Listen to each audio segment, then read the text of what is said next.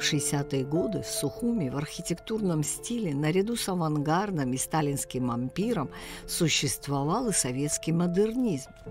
Модернизм связан с решительным обновлением форм и конструкций, отказом от художественных стилей прошлого.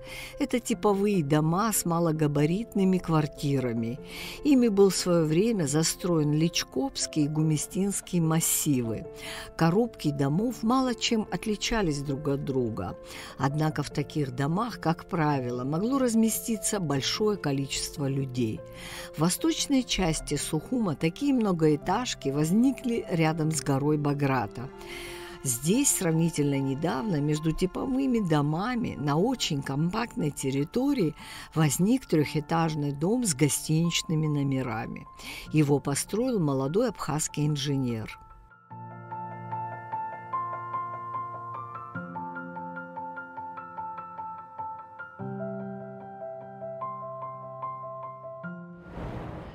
Итак, дорогие телезрители, по улице Акиртава мы обнаружили очень интересный объект. Нашли его автора, и сейчас он нам расскажет. Честно говоря, Саид так со стороны такой обычный объект, но у него есть история. Здравствуйте, я Саид Смыр, инженер-конструктор компании «Стройпроект». Хотим сегодня рассказать вам о один из самых первых наших объектов. Это мини-гостиница на улице Акиртава. У нее очень интересный конструктивный подход. И вот более детально сегодня мы о нем поговорим. Саид, я знаю, что у вас такая очень серьезная организация. Мы наблюдаем за вами в Инстаграме. И очень приятно, что мы начинаем вот с первого вашего объекта, который вы нам все-таки немножко кухню вашу инженерную расскажете нам. После Москвы, когда сюда переехал, соответственно, главная задача для меня стояла построить первый объект. И вот так получилось, что это оказалась мини-гостиница. С виду она такая, вроде архитектура у нее обычная, но, соответственно, стояла задача для нас среди частного сектора, среди многоэтажных зданий построить в компактном месте гостиницу. А для инженера-конструктора и вообще для проектировщика это самая сложная задача, чтобы архитектура и конструктив всегда совпадали.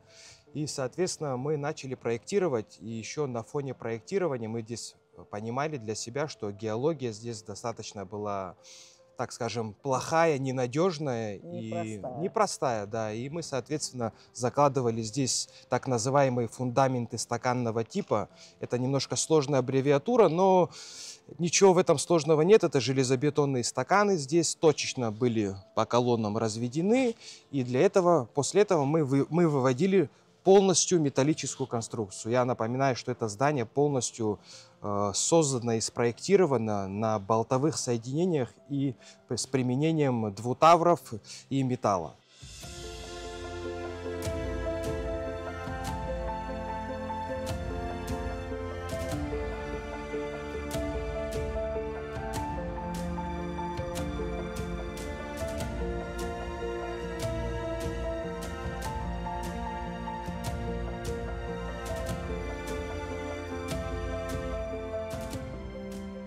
Почему была выбрана именно такая конструкция? Для нас задача была такая, что если у нас здесь грунты слабые, мы могли пойти по типу железобетона, но перед нами стояла задача первая – это сэкономить для заказчика, и вторая задача – сделать необычный подход и не нагружать почву. Все-таки железобетон имеет свойство, да, у него хорошее свойство, он надежный, но он нагружает очень сильно нашу геологию, так скажем. Он нагружает нашу поверхность. И, соответственно, мы начали изучать, в том числе и я начал изучать подход к проектированию полностью металлических конструкций. Это опыт еще с Москвы, был опыт, мы проектировали это еще в Москве и, соответственно, решили использовать это в жилых домах и в жилых гостиницах. Обычно такой металлические конструкции, они возводятся в промышленном, более в промышленном направлении, но мы использовали более жилое. Во время проектирования мы очень сильно нагружали эту конструкцию, смотрели, как она будет себя вести. Достаточно хорошо себя ведет металл при болтовых соединениях. Мы минимизировали полностью здесь сварные швы. Даже где были сварные швы, у нас в основном была высоколегированная сварка. А так мы старались полностью минимизировать это все. Все на болтовых соединениях. Это здание, так как, простыми словами, это живое здание. Оно немного может деформироваться под какими-то определенными временными нагрузками. И, соответственно, мы это все закладывали заранее для того, чтобы выводить фасады, собирать из легких конструкций. Есть легкая блочная кладка.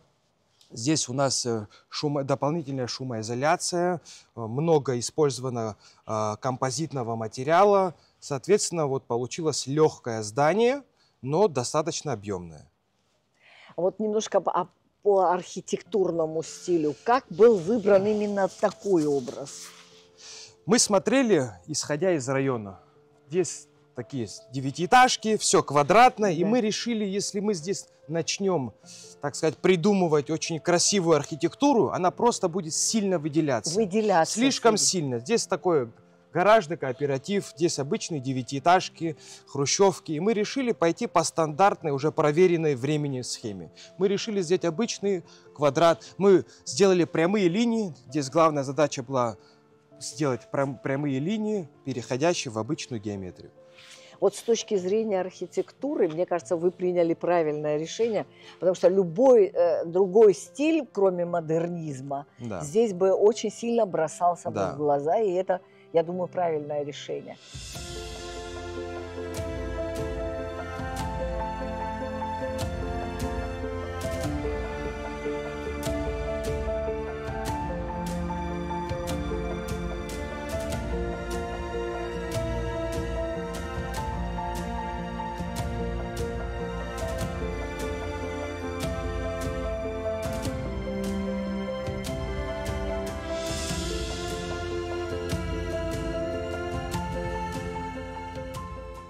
Ну вот мы внутри, и вот совершенно очевидно, насколько компактен и очень гармоничное пространство. Что вы скажете здесь? Мы здесь максимально приходили к тому, чтобы скрыть весь металлокаркас.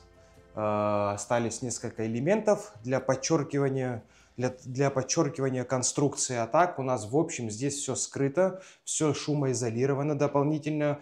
Дополнительно мы усиливали это все связями, чтобы это было и красиво, и надежно. И все эти архитектурные элементы, это уже, которые мы вносили изменения по ходу строительства. Что-то менялось, что-то добавлялось, какие-то элементы привозились из-за рубежа. И, соответственно, наша задача была сделать компактно, красиво, уютно. Я думаю, мы с ней справились. 100%. Скажите, а вот этот внутренний дизайн делала тоже ваша бригада? Да, внутренний дизайн делали мы. Это еще находясь в Москве, у нас был этот заказ. Мы еще находясь там все это проработали, сделали. И, соответственно, уже с готовым проектом мы уже сюда приехали и начали это все строить.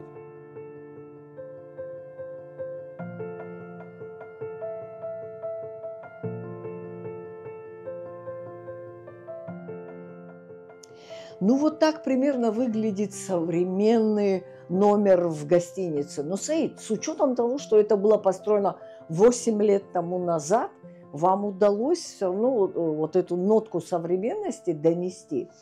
Мы старались, когда это все проектировали, идти немного во времени вперед, так скажем, потому что если мы бы исходили бы из текущих трендов 8-летней давности, то, соответственно, сегодня это все бы очень сильно бы устарело бы. Вот. И, соответственно, мы подходили к необычным решениям, как с чем подружить металл. Это такая история, что металл вообще сам по себе, мы все это знаем, он очень опасен, но он очень капризен в плане обслуживания, в плане обработки его. У металла есть главная проблема – это коррозия. И, соответственно, перед нами стояла задача, как сделать так, чтобы соединить несколько видов металла в одной конструкции, потому что здесь не только сталь, здесь применяется сталь, алюминий, сталь тоже высоколегированная, она разных свойств, и когда мы соединяли все болтовыми соединениями, здесь в перекрытиях у нас свои закладные специальные элементы, которые не давали соприкасаться разным видам металла. Далее, вот как вы заметили, у нас потолок деревянный. Вот в металлической гостинице у нас все потолки состоят из балок и дерева. И, соответственно, у нас применялись специальные анкерные закладные элементы для того, чтобы металл и древесина напрямую не соприкасались.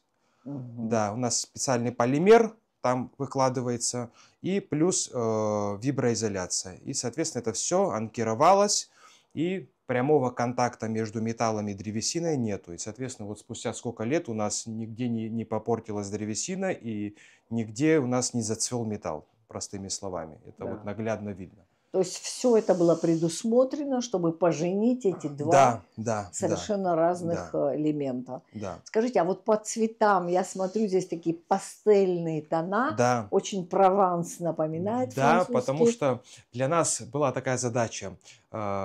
Комната, номер должен быть спокойный. Это место для уединения, для спокойствия. И мы выбрали классику. Классика по тонам. И это немного успокаивает в своем роде и гармонирует в общей конструкции, в общей архитектуре нашей комнаты.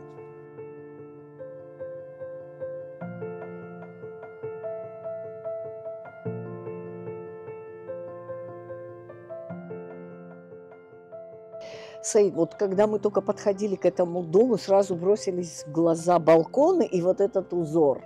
Почему был выбран такой? Узор – это у нас металлическое ограждение.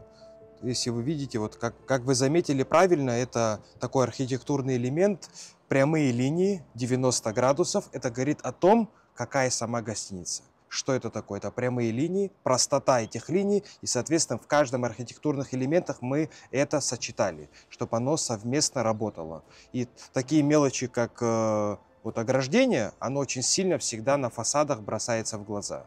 И оно должно очень сильно гармонировать с общей архитектурой здания. 100%.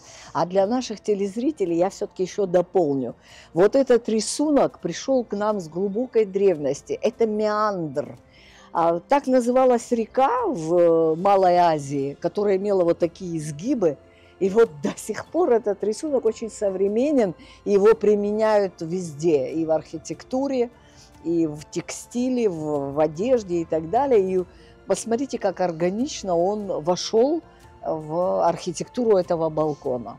Простота и минимализм, они всегда будут в моде.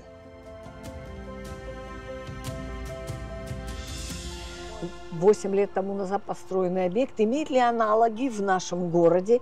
И будете ли вы и далее строить вот по этому типу конструкции? На самом деле уже спустя 8 лет аналогов достаточно. Многие компании, фирмы занимаются быстрым возведением металлокаркаса. Но наша компания «Стройпроект», как и занималась проектированием сложных объектов, а я считаю, что это, несмотря на простоту архитектуры, достаточно сложный объект со сложным подходом строительства, с определенными нормами и правилами. Да, мы и дальше продолжаем строить металлокаркасы и превращать металлокаркасы не только в промышленное направление, но и в жилые здания. Что активно ведем эти проекты, просчитываем конструкции и достаточно неплохо строим. Ну и немножко о вашей организации нам расскажите. Наша компания «Стройпроект» уже на рынке с 2019 года активно мы это все строим. Но когда проектировался данный объект, мы тогда еще не понимали, о каких масштабах будет идти речь, но сегодня уже для нас есть определенное направление. Это направление проектирования, строительства, направление инженерии, конструктива. Каждому строению сегодня архитектура – это одно направление, можно нарисовать много чего красивого, но спроектировать и построить это правильно – это достаточно сложно, это большой вызов для любой строительной компании, бригады, неважно. И наша задача всю инженерию и конструктив передавать всю красивую архитектуру, простоту и красоту, переводить это в жизнь. Залог нашей компании, где мы стараемся это простыми словами и рассказать, и показать. О всех деталях мы постоянно рассказываем. И бывает и на сложном языке строительном, бывает и на простом языке, но доводим до зрителей определенную нужную информацию. Спасибо, Саид, за информацию. Вам спасибо. Я думаю, нашим телезрителям тоже было интересно, какие объекты строятся в современном Сухуми.